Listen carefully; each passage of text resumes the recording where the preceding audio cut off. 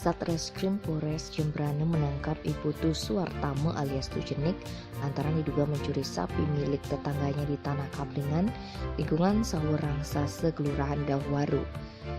Kapolres Jembrana AKBP Idewa Gede Juliana Jumat 15 April mengatakan, tersangka diamankan Rabu 13 April malam di rumahnya berikut sejumlah barang bukti. AKBP Juliana mengungkapkan, kasus itu bermula ketika korban Iwayan Warte hendak memberi makan sapinya Rabu 13 April sekitar pukul 5:30 WITA, tetapi seekor sapi miliknya hilang.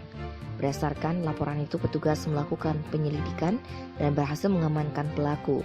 Setelah diinterogasi, pelaku mengaku mengambil seekor sapi milik Iwayan Warte.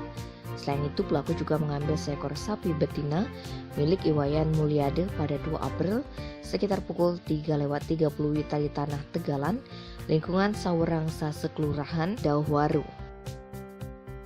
Tim Bali Express melaporkan.